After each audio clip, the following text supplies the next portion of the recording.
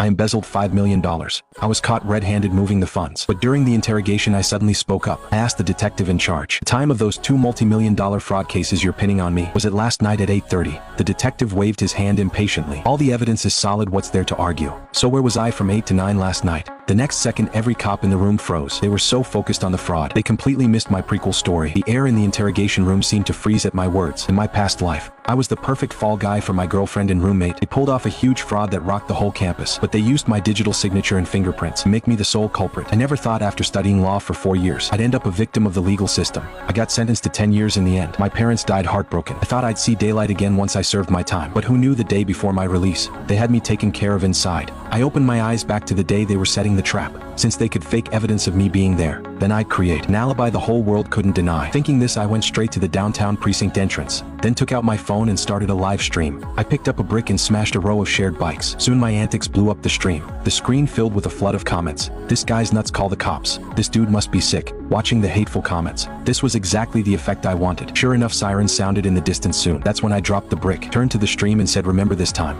8 p.m. October 23rd, 2028. This is Joseph committing a crime. Soon 3 cops ran over with batons. I smashed the bikes, don't drag your feet. Just lock me up already. With that I climbed into the squad car myself. Cops had never seen a perp so cooperative. But what really threw them was my even more arrogant attitude in the interrogation room. I smashed those bikes myself. I'm not paying for them. I have one demand, you have to detain me today. The cops were completely baffled by me now. The sergeant kindly reminded me, do you know what detention means? I grinned at the sergeant. Said intentional destruction of company property. The cops had no choice. They followed procedure and put me in a holding cell. I leaned against the wall, closed my eyes and remembered last life right about now. David and Ellie were in the school computer lab making the final money transfer. They used my student ID for door access, my fingerprint to unlock the computer, and a pre-recorded voice clip to verify the transfer. All evidence pointed to me being there. This time I'm in a police holding cell. With the police as my alibi, let's see anyone try to break that. Just as I was planning my next move, the TV on the wall cut to breaking news. Some tech company stock had unusual fluctuations today. Relevant authorities are investigating. Seeing this news, I knew all I had to do now was lay low.